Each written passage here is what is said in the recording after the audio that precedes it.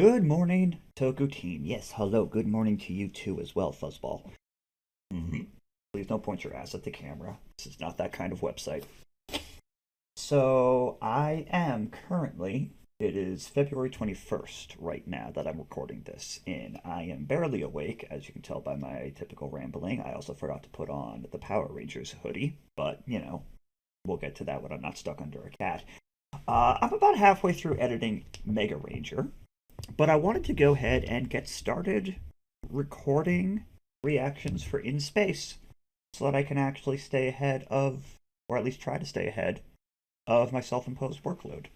So, with that in mind, let's get into In Space. This is the final season of the Zordon era, and the final season where there is a continuous story from one season to the next of Power Rangers. I know that, even if you don't factor in different studios taking ownership at different points in the franchise, because of course, once Disney takes over, they're not going to use anything outside of a throwaway Easter egg from past seasons. It actually kind of baffles me that they were able to get JDF back as Tommy for Dino Thunder, because how does that fit the continuity if it's a different company owning the franchise at that point? Forever Red with Wild Force was a little bit of more of a mixed bag because Wild Force actually bridged ownership between Saban and Disney for the later part of Wild Force. But separate tangent. Slightly related tangent. One of my biggest things, like if I had a genie, if I had $1 billion, I would make it so that every season of Power Rangers is continuous. Because I do feel that we get a lot more out of the story when we are able to go directly from one season for the next. I mean, Turbo ended with Sentai footage from episode 1 of Mega Ranger. You don't get much more direct than that. And it wasn't always done perfectly. I think the Mighty Morphin Season 2 team switch-up was horribly handled because of how they treated the actors behind the scenes. I think the team switch-up in Turbo should have happened a lot sooner and give the new cast a little bit more of a chance to settle into their characters before fucking yeeting them into space. But, those are all separate rants that I can go on. Let's go ahead and finish off, or rather start the season that finishes off the Zordon era. I'm awake, I promise. Oh, this is already fucking great. This is already fucking amazing. This is what I'm talking about, because in later seasons, aside from crossover episodes, like when Lotor and Mesogog teamed up, right? Aside from stuff like that, this is a whole nother level of storytelling that you just don't get when you don't have the seasons directly connected to each other. Similar to how during Zeo, Zed and Rita would occasionally have episodes where they're driving around, I think on the moon, in the RV of Evil. This adds a whole nother level to the storytelling because we get to see all of these past antagonists doing shit that they never would have done in the Sentai because those are all completely standalone.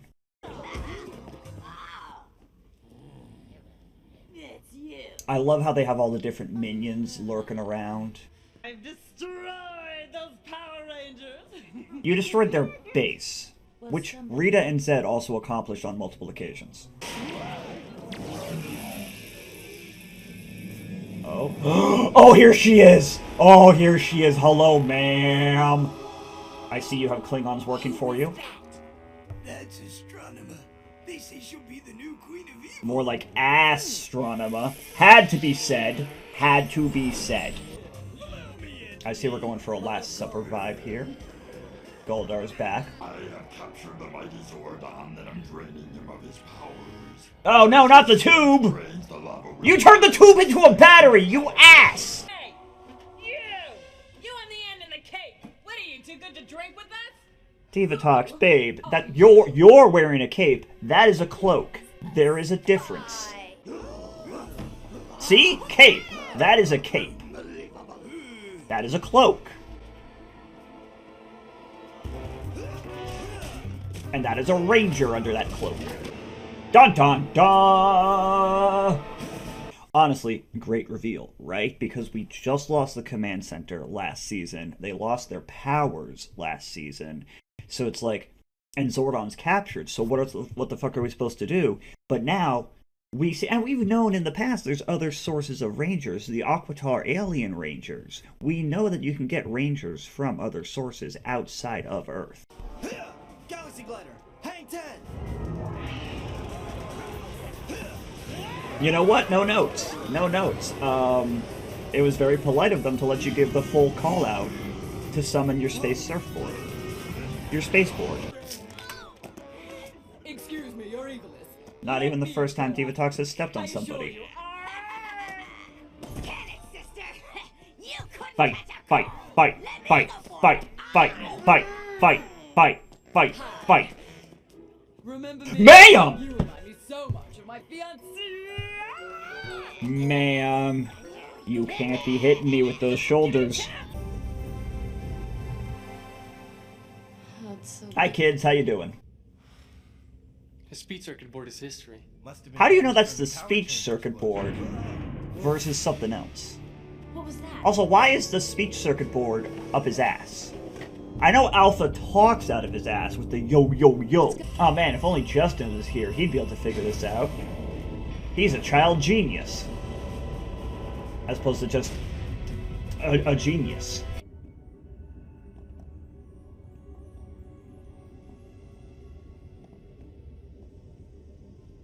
See, this is what I'm talking. TJ is a good leader. He just didn't get enough time to shine as a red. You stay here.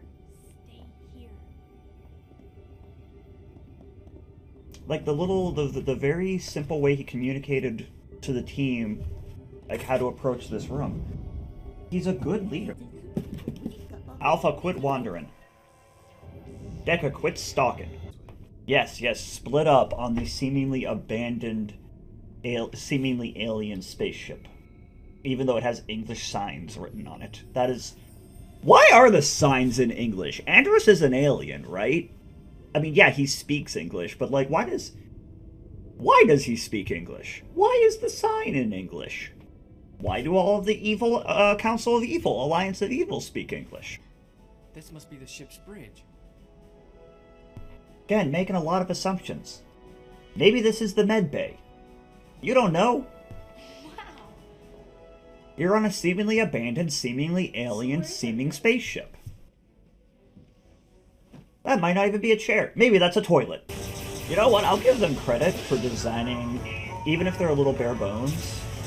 They put in the effort to make ships for the minions. They didn't have to do that. They could have just arbitrarily had the minions flying on, like, gray surfboards. That would have been just as, like, valid. We don't fucking know what anyone's capable of this season. I mean, for Christ's sake, Andros is hitting FTL right now. See? FTL! How the fuck did he do that? Well, one of you is gonna have to change. Hi. Get it? Because TJ's wearing red still. But why would he attack us? Because you invaded his ship. Must be his ship. Thank you! See? TJ fucking gets it. Somebody must be after him. TJ deserves more fucking credit. Believe me, we are the Power Rangers. You were the Power Rangers. Well, at least we were the Power Rangers. Thank you! I love this kid! Alright, there we go. That's part one of From Out of Nowhere. I do love two-parters. I think two-parters in Ranger episodes, I think I like them more than two-parters in Sentai. I don't know why. I think it's just a pacing thing. But a good start, and I like that they didn't rush this premiere. You know, they took this one to lay the groundwork for new villain, new setting, and then it's going to be the second half of it where we get to see the new morph, the new team kick off. And so with that in mind, let's just keep it moving after I get more coffee. Okay, refilled the coffee, didn't bother putting on the correct sweatshirt, got the screaming cat back in the lap and hopefully not screaming. Say hello. Say hello. And yeah, let's just get to the second half of the In Space premiere. God, I am not awake at all. Yeah, I have to, even more so than with Diva Talks and the Piranhatrons. They put so much more work into making new minions this season. Because the Wumpers from Car Ranger really would not have worked for Turbo, aside from the couple times they showed up, like when Rich Hiker showed up, or when the evil color theft rangers showed up. But this season, even more so, the Kume, whatever they were called, I don't even remember what they were called. The Mega Ranger minions would work even less effectively here. And by designing your own goons, you're able to theme them after your original Ranger villains, like Astronema. Yeah, so they're able to have, like the circuit board undersuit that I mentioned last episode, reflect Astronema's cyberspace punk princess vibe. Oh, there's a handsome man hiding under there. Oh yeah, she knows what's up. She knows what's up. This is why Ashley's my favorite. Earth isn't the only place where humans live. It literally is! I'm Cassie. It's really nice to meet you. And I'm Ashley. And it's extra nice to meet you. Carlos. Oh, she did the squint again! Ashley always does that squint when she sets her sights on the next man she wants. I'm called Andros. Andros, not Andros, Andros. Which is fair, because when it comes to Power Rangers, he is not amongst the dross. You're human. I didn't know. He could have been a giant lizard. Cassie fucking knows what Ashley was actually thinking. I love that bit. That bit almost feels improv, like how natural the chemistry between the actors was. They've already left the Sumerian planet. Did they at least leave coffee behind on the Sumatran planet? I made that joke at the end of Turbo. I had to keep it going. You're planetary rangers from Earth. What do you know about space? It's big! Nothing. Yeah, it's full of nothing because it's big. See, TJ knows what's up. Ah, already laying down, just like how Ashley likes them. Shuttle's ready to go. Hi-oh! Did they forget Alpha? Get back and protect the Earth. Nothing. It's like he just disappeared. As opposed to how they just appeared. You know, I gotta give them credit too for just throwing haymakers against armored opponents. That has to hurt your fucking hands. Okay, Deca, let's get going. They just slapped a couple of joysticks onto a pair. That looks like a pair of binoculars right there. Look at that. That is literally just a pair of binoculars that they attach some levers to. Oh, I love shitty props. Alpha has a valid point, Andros. Quiet. Look, I work alone. I don't You need be help. polite to your If you're AIs. going to rest... You know, honestly, it could have just literally just spun in place. There's no G-forces in space. I mean, maybe in space there's G-forces in space. I'm going to be making a lot of jokes using the title In Space, the show title. Alright, see, this is what I was talking about. They designed these minions specifically to match her vibe. And I really respect the amount of extra work that went into that. Astronema? More like Astronomium! None at all. I'm sorry, I'm just flashing back to all the lesbian jokes I made about Cassie, and just— oh, she just tried to throw a kick! Watch Cassie in the background. She just tried to kick a bitch twice. It's also funny that TJ and Carlos were the only ones to change colors. It would have been interesting if Cassie and Ashley had also swapped colors.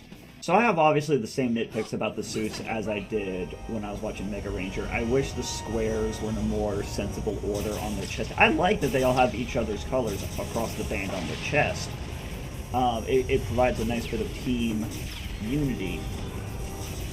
But I just wish there was some identifiable feature on the suits to give the numbering order, because I'm a big fan of the numbering, finding the numbering systems. Okay, but if if the shuttle was made by Nasada, who did not know that the mega ship was out there in space, how would they know to make them compatible? Unless Zordon leaked the plans to Nasada, which would explain why Justin was able to get them to listen to him at the end of Turbo. Also, what's going on with Justin now? Did his dad accept the job, or did his dad abandon him again? Or did his dad accept the job and abandon him, which he apparently did at the start of Turbo? Justin's dad is a bad dad, is what I'm saying. I still don't believe he exists. I'm still convinced in my theory that in the Zordon era, all Rangers are orphans. How else do you explain that these four were able to just fucking fly into space with no concerns? Why don't you just call it the Astro Saber? Or the Mega Sword? The Mega Sword! Yes! Call it the Mega Sword for the Megazord. I mean, I know you didn't just kill Astronema, but you could have fooled me. You could have fooled Astronomy. Providing medical, psychological, and...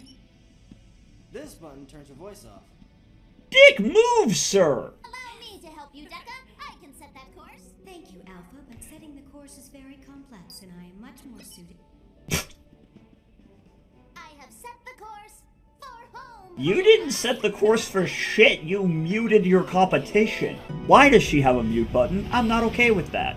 So, She's a sentient fucking AI. I love, like, I almost mentioned it when they were saying set a course for Earth. It reminded me of how often in sci-fi shows in sci-fi media, books, shows, whatever, you know, humans will be talking to, they'll be on a space station and they'll be talking to other life forms from other planets. And it's just like, oh yeah, our planet is named this and our planet is named that. It's like, well, our planet is named Earth. And the other life forms will be like, you named your planet Dirt? And it's like, whether it's a joke about universal translators not detecting subtlety, the difference between Earth, the planet, and Earth, the substance that we can dig up from the ground. But the thing I always want to say about that is like, well, what the fuck do you call your planet? Right? Like, if you have, say, a species that evolved on a silicon-based planet, and they just name their planet something that essentially translates to silicate. Yeah, we named our planet Earth after the Earth that we walk on. You named your planet Silicate after the silicate dust that you walk on. Anyway, that's just a nit. I love nitpicking science fiction. I think that might be why In Space is one of my favorite seasons, because it is the perfect Venn diagram overlap of Ranger shenanigans and sci-fi shenanigans. And I just... Also, Astronema and Andros are both baddies. They're just both baddies. Let's be honest.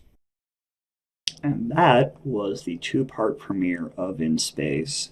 The first half of this upload, obviously, because you can see the little time bar there.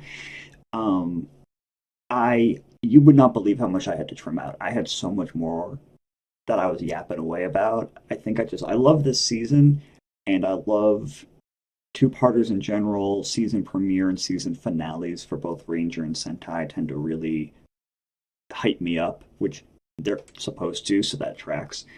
But yeah, that was long. And I thank you for sticking around, and we got 2 more episodes to get to for this upload. So thank you for watching. Of course, for everyone on YouTube, please make sure that you like, comment, subscribe, share, etc. And if you want to see these videos a month earlier, come join everyone on the Patreon who already saw this video in April. You get videos a month earlier on the Patreon. You get exclusive content like Sentai crossovers, full reactions to movies, like the Ivan Ooze movie, and spoiler at the end of this month, the 2017 Rangers movie. What else? Other exclusive content like reacting to Gavon Infinity, because I can't get those videos to stay up on YouTube, so they're basically just Patreon exclusive by default. Access to the Discord. And that's all just at the entry-level tier for $1 a month. The benefits just go up from there. Watch parties, behind-the-scenes, full episode reactions, with nothing cut out. So yeah, come join us there. We'd love to have you. Okay, and now that we have our morphers, we have our weapons, we have our Megazord, which they always get Well, no, Mega Ranger did get their Megazord awfully quick as well. But Rangers always get their equipment and Megazords so much faster than the Sentai does. But yeah, we've got all of our pieces in place, so let's get started. I think we're pretty much about to start our episodic shenanigans, which is fine. That's what we come to Power Rangers to get.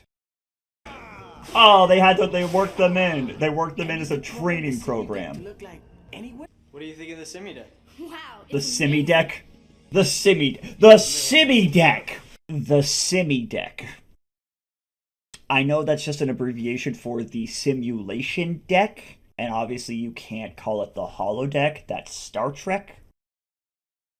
The Simi deck. Jesus Christ, I love Power Rangers. You're gonna love it. Trust me. God damn, I forgot how much this season shipped these two. You! Me, what? UFO!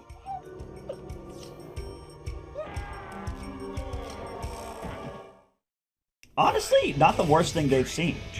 Considering when they were monkeys, Stone kept them as pets, they've seen worse just with that in mind. Big mistake! Humongously gigantic! Who let you... What are you doing here? Who let you back in the house? My Dark Spectre said you needed me! Wait, Dark Spectre said that? Oh yeah! He's lying. You know how I know he's lying? Because nobody needs Elgar. This is literally just the same set as the juice bar with just different decorations. Look, he's doing a really good job portraying just the complete befuddlement. Yeah, it's the same goddamn set as the fucking juice bar with those windows and the siding and everything. Welcome to the surf spot. Formerly known as the juice bar. I'll be right back. Are they trying to go for like a Guinan thing with her? I feel like they're just like looking at Whoopi Goldberg doing so well on Star Trek Next Generation and like, well, we're doing a space themed season, so now we gotta have a Guinan. I forgot he had telekinesis. Also, not being subtle there, champ. Bulky, do you really think he's gonna believe us? Professor, last night we saw an alien spaceship! It's Angel Grove. It's Angel Grove. Aliens have been a legit thing for, at this point, literally half a decade. Now, I'm going to have to reserve judgment a little bit, because I don't 100% remember his shenanigans, but I do like this guy as a comedic third for the Vulcan Skull more than I do Lieutenant Stone. Also, Carlos and TJ updating the wardrobe instantly is very impressive. Which also would have been nice if Cassie and Ashley had switched colors as well. It would have been a nice just way to change it up. We're here because I got top secret alien spacecraft. Nasada, we're here because they've got satellites and telescopes the size of cannons. We're here because we got a flat tire. See, that is good comedy. That is a good comedic bit, especially because he's the alien-obsessed genius, but he's the one who gives the very mundane explanation. He's already in his second mode, That's just the beginning. and now he's powered back down. You're not even using consistent Sentai footage with him. You have him in base mode, but he showed up in his first evolved form. Those Rangers are clever, but I'm more clever. But I'm cleverer. Lock shadow lasers on Ecliptor. Fire! Wait, why are you shooting your own guy? Oh! Oh, that's how they make them big! That's how they make them big! Yeah, this makes fully half or more of the Zordon-era villains to blow up their monster by blowing them up. My biggest beef with Mega Ranger is that Ugande, Shibolina, they never fucking did anything. I do love their casual. The fact that they have casual mode uniforms now, but also maintaining the color coding. Also, not just the shirt, but look at that, the badges. Their badges also are color coded now. I fucking love that. Yeah, like she's got a yellow badge underneath her Ranger color badge. Andros has a red one, and the one on the other side has a colored stripe through it. I never noticed that. That's awesome. You teach me pool, and I'll give you some pointers on telekinesis. But what about telekinephews? I'm gonna make that joke every time telekinesis is mentioned. It's one of my favorite puns. Lock satellasers on new What's with the turtle? York. Oh, that's why the turtle. Right. I already forgot that the turtle episode is crossovers coming up next. How does she know about the turtles? How does she know? That makes no fucking sense. How the fuck does she know about them? You had Venus pop out before Raph and my boy Donatello. Mikey, Leo, Venus, Raph, Donnie. That is an insult to Donnie. And Raph, I suppose. No good. Is it obvious that Donnie's my favorite? It's not the end of the upload, but I am going to take a quick break. I cannot subject myself to the Ninja Turtles crossover without having lunch first. But I like the Professor as a Bulk and Skull comedic third more than I do Stone or Kaplan or Appleby or any of the other side characters that they've used off and on. Because he's just as much of an extreme personality trope as Bulk and Skull are, but it's not directed at making them the butt of the joke. At least not yet. We'll see how it plays out. And I do like the slowly building, not even all that slowly building relationship between Ashley and Andros. I forget how that panned out, so I'm eager to see what, if anything, they end up doing with that. How the fuck did she know that the Ninja Turtles exist? So I don't believe I ever actually watched this Ninja Turtles crossover episode growing up, because Next Mutation, if I remember correctly, only ever got the one season. And much like the Masked Rider crossover they tried to do, spin-off they tried to do at the start of season 2 of Mighty Morphin, once that didn't pan out, they just didn't air those 3 episodes on reruns anymore. And I'm pretty sure this episode ended up in the same boat. And on the TV broadcast stations I had growing up, by the time the reruns from Power Rangers trickled down to the probably ABC affiliates. I forget which affiliate network had aired the Saban reruns. But by the time they trickled down to the affiliate network, they just didn't include this episode. So, this is going to be the first time that I ever watched this episode. And I'm not looking forward to it. Donnie, what'd you do? I didn't do zip. I do like that they asked Donnie, like, dude, what the fuck did you do this time? Like, he's always inventing something that just transports them between dimensions. Or not between dimensions, since they recognize who Astronema is, even though she's never been to Earth. Come on, let's load this in the launch bay. The Astro Mega Shuttle. Cassie, like, talking herself through it in the background there. We're a lot safer. Okay, Carlos looks good in black, let's just be honest. Tubes! It's time for some shell shock. This is so awkward. Also, title drop. Believe me, but I think they're. It's the Teenage Mutant Ninja Turtles. So you know who they are, but the Turtles think that you're pretend, that you're fantasy characters. You know what? At least my boys are moving right. You know, I always love the shell roll trick. Look out!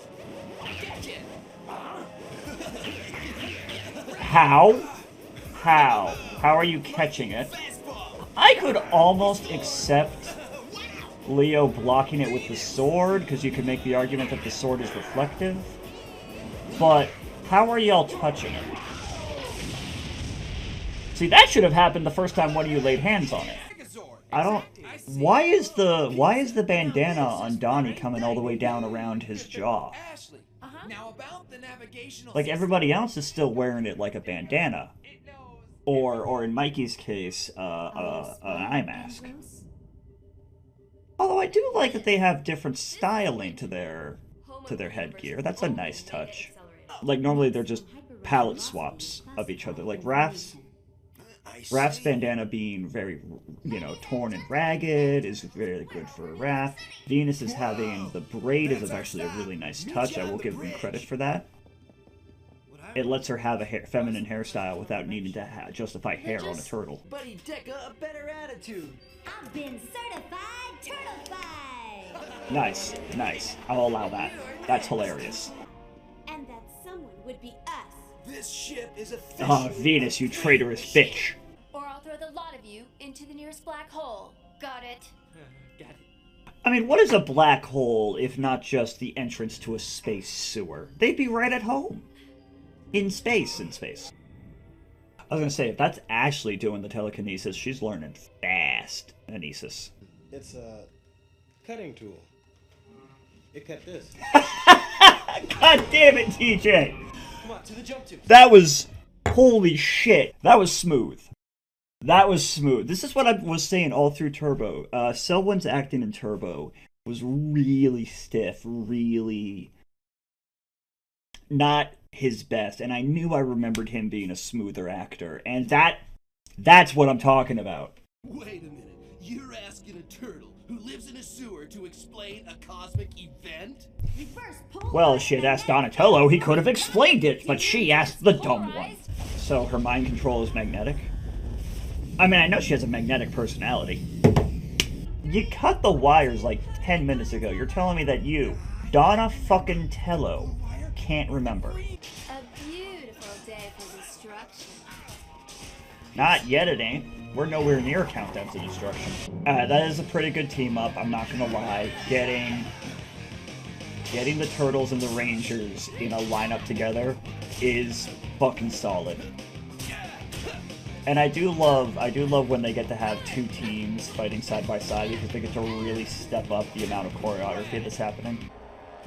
None of you has seen the last of me. Astronema has such brat energy. You know, she's always pouting, she's always flouncing around. I would not let them use your fucking space-boards. That's a good way for them to die, even if there is, as discussed in the past, air in space. Yeah, having no memory of watching that episode as a kid, I'm definitely not missing anything, having not watched it till now. Again, I am reasonably confident that they just never worked it into the rerun rotation because once Next Mutation ended, what was the point? I could be wrong. Or maybe it's in rerun rotation in affiliate areas that I just didn't live in as a kid. But that was the Turtles. Next Mutation is one of the few Turtle franchise. Well, the Turtles, one of the few shows of the Ninja Turtles that I have not watched. And again, I ain't missing much. Comic book Venus is vastly superior to that. Although I will admit the fact that her bandana was turned into a braid was a very nice touch, giving them unique bandana traits and designs in the first place is a good way to differentiate them aside from the colors. And a team up episode is a team up episode. You can't really argue with how fun those tend to be.